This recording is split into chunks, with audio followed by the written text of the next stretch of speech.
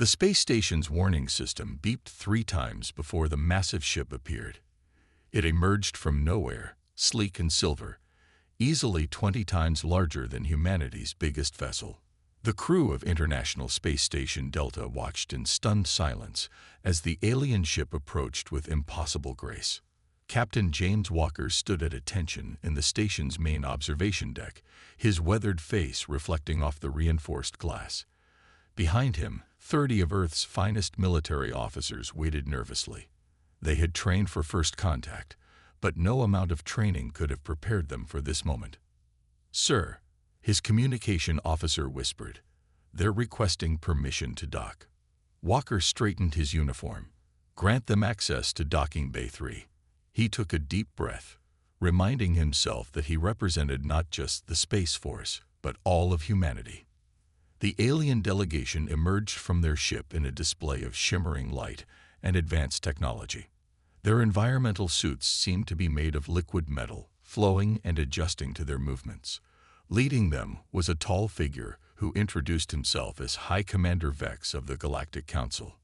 "We welcome Earth to the greater galactic community," Vex announced, his translator converting his musical language into clear English. "We have been watching your progress with great interest." The meeting moved to the station's conference room. Earth's military leaders had prepared a comprehensive presentation of humanity's defensive capabilities, hoping to prove they were ready for galactic citizenship. Walker stepped forward, activating the holographic display. "These are our primary defense systems," he explained, showing images of Earth's most advanced warships, fighter craft, and weapon systems. "We've developed a range of ballistic and explosive weaponry, from practical small arms to ship-mounted railguns." The first sign of trouble came when several council members exchanged glances. Then, to everyone's shock, they started laughing. "You still use projectile weapons?" Vex asked, trying to contain his amusement. "Physical bullets. Explosive projectiles. How quaint." Another council member, wearing flowing robes of shifting colors, stepped forward. "Perhaps we should show them real weapons." She raised her hand, and a small device appeared. With a gentle motion, she created a sphere of pure energy that hummed with power. "This is a basic civilian defense tool. Our military equipment is far more advanced." Walker felt his face grow hot, but he maintained his diplomatic composure. "Our weapons have proven highly effective for Earth's defense needs." "Of course they have," Vex said kindly, as if speaking to a child. "Against other projectile weapons. But observe." He activated a small shield generator, creating a barrier of pure energy. "Even our most basic personal shields can stop any physical object. The very concept of using kinetic weapons in space combat is—" He paused, searching for a polite word. "Outdated." The council members spent the next hour demonstrating their energy weapons, shield technology, and FTL drive systems. Each demonstration made Earth's technology seem more and more primitive by comparison. "Still," Vex concluded, "every species must start somewhere. We would be pleased to accept Earth as a provisional member of the Galactic Council. Under our protection, of course." Walker noticed the subtle emphasis on protection. They weren't being accepted as equals, but as primitives to be guided and guarded. He looked at the Earth weapons display, still showing an image of their most advanced railgun. Something about the Council's dismissal bothered him, but he couldn't quite put his finger on it. "We accept your generous offer," Walker replied diplomatically, even as his mind raced with questions about their new allies' technological blind spots. As the council members returned to their ship, discussing among themselves how charming it was to witness a developing species, Walker turned to his weapons officer. "Don't start any decommissioning procedures yet," he whispered. "Something tells me our outdated weapons might still have their uses." The council ship departed in a flash of advanced technology, leaving the Earth delegation both humbled and quietly determined. They had been accepted into the galactic community, but at the cost of their pride. Little did the council know, humans had a long history of turning supposed weaknesses into unexpected strengths. 3 months after first contact, Lieutenant Emma Stone sat in her dimly lit lab aboard Space Station Delta, watching the same video for the 100th time. On her screen, a Council security officer demonstrated their shield technology by effortlessly blocking the thrown rock. "Play it again," she muttered to her computer. "Slow speed, focus on the shield's edge." Something had been bothering her about these demonstrations. The Council's shields were incredible at stopping energy attacks, but their reaction to physical objects seemed different. The shield flickered slightly whenever something solid touched it, just for a fraction of a second. Her computer beeped with an incoming message. The Council had sent their weekly advisory report, which was really just another list of suggestions about how Earth should change its military. Today's topic: why Earth should scrap its primitive railgun program. Emma closed the message with a frown. In the 3 months since joining the Galactic Council, Earth had been treated less like a member and more like a backward colony. The Council representatives constantly pushed Earth to abandon its traditional weapons in favor of energy-based systems. "Lieutenant Stone," her communication panel chimed. "Captain Walker requests your presence in the command center." She found Walker staring at a large screen showing news from across Council space. His face looked grim. "You need to see this," he said, pointing to a report from the Outer Territories. "A new species called the Ravagers has been attacking Council borders. 3 outposts destroyed in the last week." Emma watched the footage.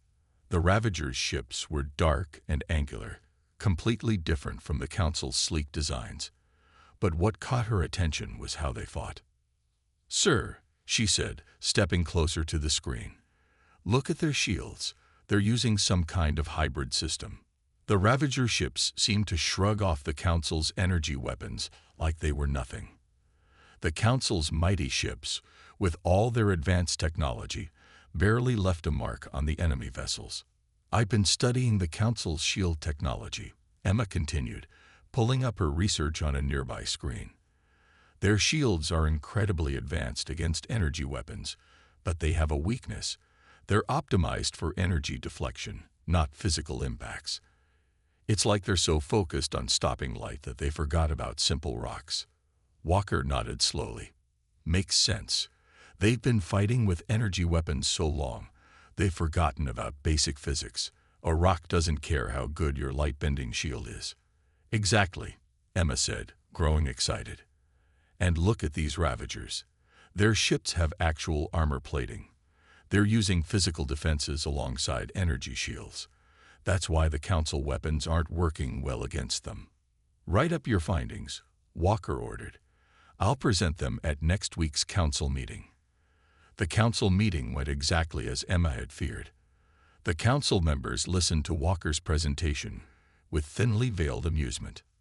"Captain Walker," High Commander Vex said patronizingly, "we appreciate Earth's creative thinking, but we've been developing our technology for thousands of years. Surely you don't think your primitive understanding of physics could reveal something we've missed?" "With all due respect," Walker replied, "sometimes fresh eyes see things differently." "Indeed they do," another Council member laughed, "like children seeing shapes in clouds." As the Council members continued their discussion, ignoring Earth's warning, emergency alerts flashed across every screen. 3 more Council outposts had gone dark. The Ravagers were getting bolder. Back on Station Delta, Walker called an emergency meeting of Earth's military command. "The Council won't listen," he told the gathered officers. "But we're going to prepare anyway. Keep our railgun development going. Continue production of physical ammunition. If these Ravagers are as dangerous as they seem, the Council's energy weapons might not be enough." Emma stayed late in her lab that night, running more simulations. The Council's shields had a weakness, she was sure of it. She just hoped they'd figure out how to exploit it before the Ravagers struck again. In the darkness of space, beyond the Council's borders, more Ravager ships gathered. Their hulls, covered in both energy shields and physical armor, reflected no light. They were coming, and the Council's mighty energy weapons might not be enough to stop them. The attack came without warning. Captain Walker was asleep when the alarms blared through Space Station Delta. He rushed to the command center, still pulling on his uniform jacket. "Report," he barked, taking in the chaos on the main screen. "Sir, the Ravagers hit 20 Council worlds at once," his officer replied, hands flying over the control panel. "They just appeared. The Council's early warning systems never saw them coming." The displays showed scenes of destruction across Council space. The Ravagers' black ships moved like huge shadows, their hybrid shields brushing off the Council's energy weapons like they were nothing more than light shows. "Play that last battle again," Walker ordered, pointing to one of the screens. The footage showed a Council defense fleet firing their advanced energy cannons at a Ravager battleship. The energy weapons splashed harmlessly against the enemy shields. Lieutenant Emma Stone burst into the command center. "Captain, you need to see this." She quickly pulled up her analysis on a side screen. "Look at their shield configuration. It's exactly what I warned about. They're using layered defenses, energy shields backed by physical armor." The room fell silent as they watched another Council fleet fall. The mighty Council ships, with their supposedly superior technology, were being torn apart. Their pure energy shields offered no protection against the Ravagers' weapons, which combined both energy and physical attacks. "Where's the nearest battle to Earth?" Walker asked. "The Centauri colony, sir. About 6 light years out." Walker straightened his uniform. "Send a message to Earth Command. Tell them to ready our ships. All of them. And I want every rail gun and projectile weapon we have loaded and ready." "Sir," his communication officer interrupted. "Incoming transmission from the Council." High Commander Vex's face appeared on the main screen. The usually composed alien looked shaken, his silvery skin pale with stress. "Attention all Council members. Our forces are experiencing difficulties with the Ravager assault. We advise all developing worlds to evacuate their space stations and military installations. The Council will handle this threat." Walker muted the transmission. "Like hell we will." He turned to his crew. "Send out the alert. I want every Earth ship armed and ready in 2 hours. And get me Earth Command." The next few hours were a blur of activity. Earth's small fleet of ships gathered near the moon, armed with their primitive weapons. Rail guns were charged. Missile tubes were loaded. Projectile weapons were prepared. "Sir," Emma said, reviewing the tactical display, "I've been analyzing the Ravager attack patterns. They're methodical. After hitting major targets, they send in smaller scout fleets to check for survivors. If my calculations are right," she pointed to their sector of space, "we should be seeing a scout fleet near Earth within the next 12 hours. Walker nodded grimly. "Then we'll be ready for them." He opened a channel to all Earth ships. "This is Captain Walker. The Council might have laughed at our weapons, but today we're going to show them why humanity never abandoned physical warfare. We've watched, we've learned, and we've prepared. The Ravagers think they'll find another easy target. Let's show them how wrong they are." The wait was tense.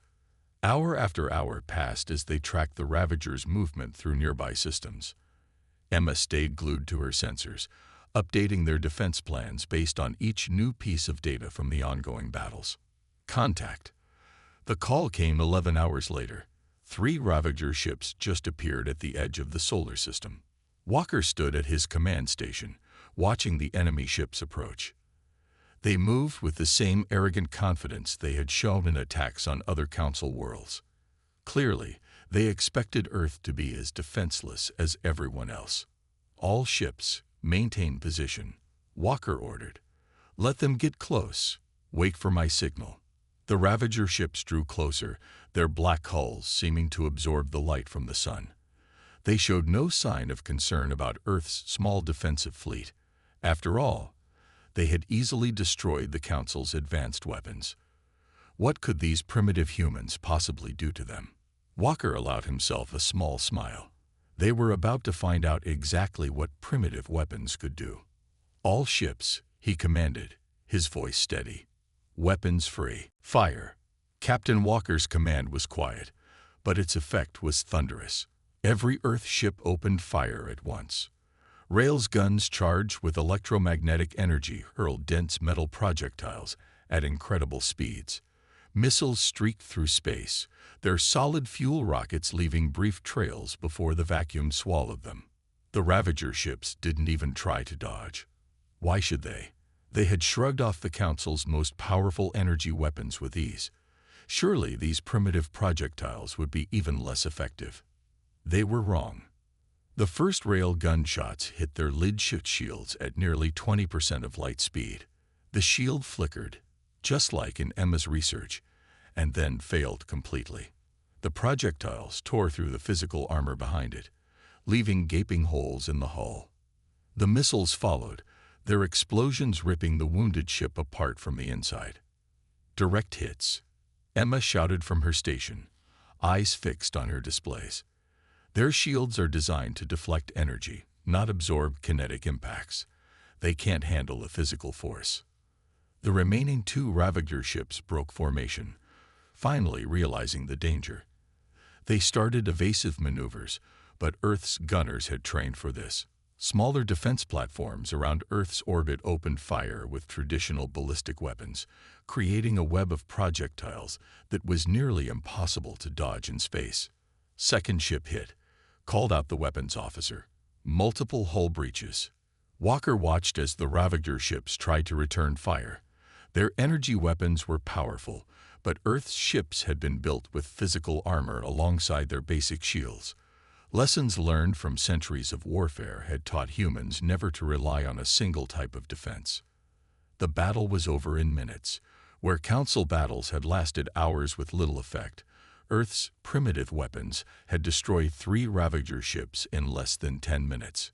Status report, Walker ordered, though he could already see the result on his screens. All 3 enemy ships destroyed. Sir, his tactical officer reported. Our casualties, 0. Some minor damage to the Harrison's armor plating, but all ships remain fully operational. The command center erupted in cheers, but Walker raised his hand for silence. Send the battle data to Earth Command and prepare a full report for the Council. Lieutenant Stone, I want your complete analysis as soon as possible. Already working on it, sir, Emma replied, her fingers flying over her console. The Ravager's shields failed exactly as predicted. They're so focused on energy defense that they never expected simple physical attacks. Their armor is strong, but not strong enough to stop our rail guns without their shields. Before Walker could respond, the communication system lit up with an urgent message. High Commander Vex's face appeared on the main screen, his expression a mixture of disbelief and desperation. Captain Walker, Vex's voice had lost all its previous condescension. We've received reports. Did you actually engage and destroy a Ravager scout fleet? Affirmative, Commander, Walker replied calmly. We have full battle data ready to transmit to you. But how? Our most advanced weapons barely scratched their shields. Emma stepped forward. Commander, if I may, the Ravagers' weakness isn't in their technology. It's in their over-specialization. Like the Council, they focused too much on energy weapons and forgot the basics of physics. A physical object moving at high speed carries enormous energy. Their shields are optimized for deflecting energy weapons, not absorbing kinetic impacts. Vex was silent for a long moment. You're saying you destroyed them with projectile weapons, the same weapons we laughed at. Sometimes the old ways are still effective, Walker said. We'd be happy to share our weapon designs with the Council. After all, isn't that what allies are for? More emergency signals began flooding in. The Ravagers, having lost contact with their scout fleet, were redirecting a major battle group toward Earth. This time, they wouldn't underestimate the primitive humans. How long until they arrive? Walker asked. 6 hours, sir, Emma reported. It looks like 3 times as many ships as the scout fleet. Walker nodded. Then we better get ready to show them what else these primitive weapons can do. Send word to Earth Command. We're going to need every gun we've got. The news spread quickly through the fleet. Humanity's first real space battle had ended in victory, but the real test was still to come. As the crews rushed to reload their weapons and repair what little damage they'd taken, there was a new feeling in the air: confidence. They had proven that humanity's weapons weren't primitive, they were just different. And sometimes, different was exactly what you needed to win a war. Commander Thomas Reed stood on the bridge of Earth's newest warship, the Thunder. 6 months had passed since their first victory against the Ravagers, and everything had changed. The ship itself showed how much. Council energy cannons mounted alongside massive rail guns, alien alloys reinforcing the hull, and a crew made up of both humans and Council species. "Status report on the hybrid weapons?" he asked his weapons officer. "Rail guns charged at 90%, sir. Council energy matrices are fully aligned. We've solved the power distribution problems." The Thunder was humanity's answer to the Ravager threat, a ship that combined the best of human and Council technology. But not everyone had supported its creation. Incoming transmission from the Council Engineering Division, his communication officer announced. The face that appeared on the screen belonged to one of the Council's most traditional members. "Commander Reed," the alien said stiffly, "our technicians have reviewed your modifications to our energy weapons.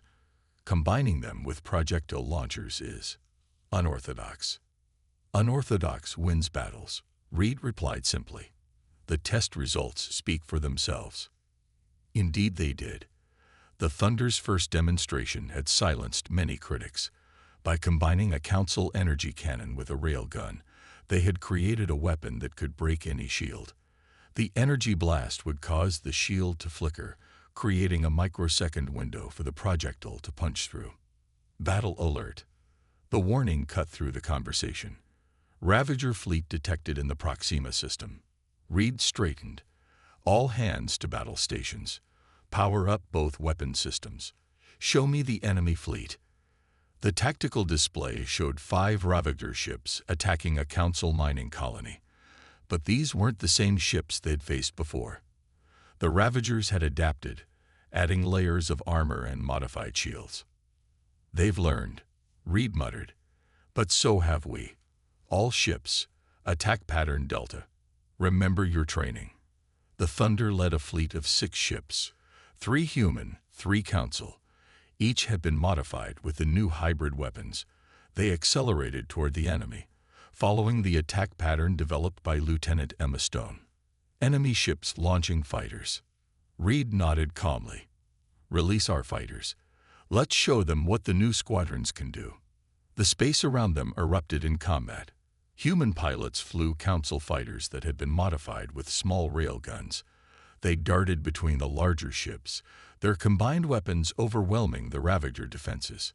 "First enemy ship shields are down," his tactical officer reported, detecting hull breaches. "The Council ships are matching our attack pattern perfectly," another officer added, sounding surprised.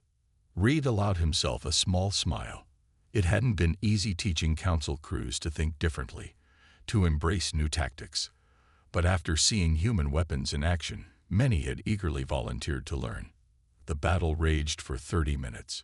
When it ended, all 5 Ravager ships had been destroyed. The Thunder had taken some hits, but her hybrid defenses, layers of energy shields and physical armor, had held strong. Damage report. Minor hull damage to sections 4 and 7. No casualties. Council ships reporting similar status. Their new armor plating worked exactly as designed. Reed opened a channel to the whole fleet. "Well done, everyone. Human and Council crews working together. This is how we win this war." The victory celebration was interrupted by an urgent message from Earth Command. Captain Walker's face appeared on the main screen. "Commander Reed, outstanding work," Walker said. "But we've got bigger problems. Our long-range sensors have detected a massive Ravager fleet gathering. Looks like they're planning something big." "How many ships?" "At least 50, maybe more. They're adapting their tactics, trying to find ways around our weapons. The Council is calling an emergency meeting.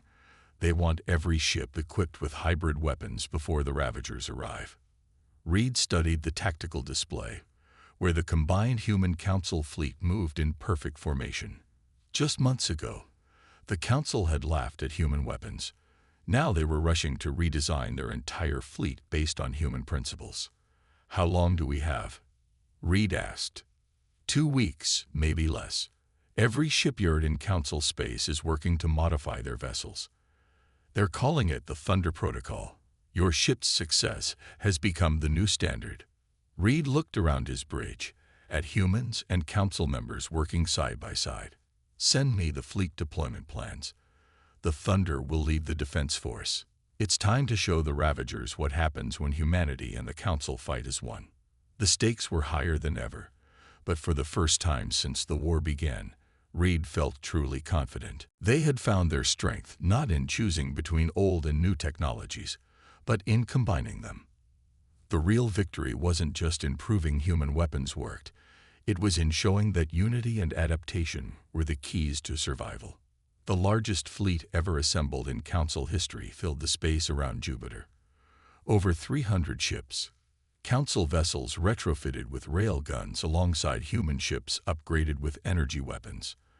At the fleet's center, the Thunder and 5 other hybrid command ships waited for the enemy. Commander Reed and Captain Walker stood together on the Thunder's bridge, watching the tactical display. The massive Ravager fleet would arrive any minute. "All ships report ready," Emma announced from her new position as Fleet Intelligence Officer. "Modified weapons functioning at optimal levels. Council crews have completed their training on the new systems." Walker nodded. "Who would have thought? 6 months ago they laughed at our guns.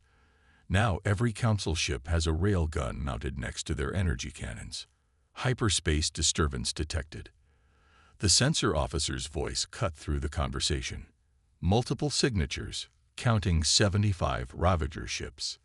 The enemy fleet emerged from hyperspace like a swarm of massive black insects. Their ships had changed too. Thicker armor, modified shields, and new weapons. But Emma's analysis had predicted this. "All ships, Battle Formation Alpha," Reed commanded. "Remember your training. Work together. Use both weapon systems in sequence, just like we practiced." The Human Council fleet moved as one. Months of joint training had turned them into a single fighting force. Small fighters launched from carrier ships, each one armed with both energy and projectile weapons. Enemy fleet approaching firing range, the tactical officer reported. "They're charging weapons. Hold position," Walker ordered. "Wait for them to commit to their attack run." The Ravager fleet split into 3 groups, trying to surround the defenders. Their confidence was clear. They had never lost a major battle until facing Earth's weapons. Now, Reed and Walker shouted together. The battle that followed would be studied in military academies for centuries to come. The defended fleet executed a perfect pincer movement, a classic human tactic enhanced with Council technology. Energy weapons fired first, forcing the Ravagers to strengthen their forward shields. Then, exactly as planned, railguns and missiles struck from different angles. First wave of enemy ships showing heavy damage. Emma reported, her fingers flying over her console. Their new armor isn't fully effective against the combined weapons. The space around Jupiter lit up with explosions and weapons fire. Council ships moved in perfect formation with their human allies, their crews working together like they'd been doing it for years instead of months. "Enemy flagship detected," Emma called out. "They're launching some kind of new weapon." A massive energy beam shot from the Ravager flagship, bigger than anything they'd seen before. But the Thunder was ready. Its hybrid shields, layers of energy and physical barriers, held against the blast. "Return fire," Reed ordered calmly. All ships, pattern Thunder 7. The entire fleet fired at once. Energy weapons and railguns coordinated down to the millisecond. The Ravager flagship's shields flared bright purple, trying to adapt to both types of attacks. For a moment, it seemed to be working. Then the shields collapsed. The flagship broke apart under the combined firepower. sending a shockwave through the Ravager fleet. For the first time, the enemy ships showed signs of confusion. Their tight formation broke apart as they tried to adapt to tactics they'd never seen before. "They're retreating," Emma shouted as the Ravager ships began to turn. Counting 32 enemy ships destroyed, 15 heavily damaged. "Don't let them escape," Walker commanded. "If they get away, they'll just build more ships and try again." The combined fleet pressed their advantage. Fighters darted between larger ships, their hybrid weapons tearing through enemy defenses. Council energy cannons worked in perfect sync with human railguns, creating a web of destruction no shield could fully defend against. 2 hours later, it was over. The largest Ravager fleet ever assembled had been completely destroyed. The cost had been high, 20 Allied ships lost, many more damaged, but they had won. "Send word to Earth and the Council," Walker ordered. "The Ravager fleet is destroyed. Their main attack force is gone." Reed looked out at the scattered debris of Ravager ships, then at the combined fleet that had won this historic victory. Human ingenuity and Council technology, working together, had achieved what neither could do alone. "Sir," Emma called out, her voice excited, "getting reports from across Council space. The remaining Ravager forces are falling back. They're retreating from all Council territories." The bridge erupted in cheers. Council members and humans celebrated together, all thoughts of primitive and advanced forgotten. They had won not by choosing one technology over another, but by combining both. The war wasn't over. There would be more battles to fight. But today had proved something important. The future belonged to those who could adapt, who could combine the old and the new. And humanity, it seemed, had been teaching that lesson all along. 1 year after the Battle of Jupiter, Space Station Delta looked very different. The once simple human station now served as the Galactic Council's joint military command center. Council members and humans walked its corridors together, sharing ideas and planning for the future. Captain Walker, recently promoted to Admiral, stood in the same conference room where the Council had once laughed at human weapons. But today, the room held a different energy. High Commander Vex and the Council leadership sat alongside Earth's military commanders, all gathered for a historic announcement. "The last Ravager stronghold surrendered this morning," Walker announced, bringing up a galactic map showing former Ravager territory. "Their remaining forces have accepted our terms. The war is officially over." The room erupted in applause, humans and aliens celebrating together. Lieutenant Emma Stone, now Director of Combined Technologies, stepped forward with her presentation. "The final numbers tell the story," she said, displaying battle statistics. "After we implemented the Thunder Protocol across the fleet, our victory rate increased by 800%. By combining human ballistic weapons with Council energy technology, we created defenses the Ravagers couldn't overcome." Commander Reed, watching from his seat, smiled at the changes 1 year had brought. The Council chambers no longer held separate sections for advanced and developing species. Experience had taught them that every civilization had something valuable to offer. "This brings us to our next announcement," High Commander Vex said, standing. His once condescending tone was gone, replaced by genuine respect. "The Council has unanimously voted to create a new position, Supreme Military Commander of Combined Forces. And we can think of no better candidate than Admiral Walker." Walker blinked in surprise.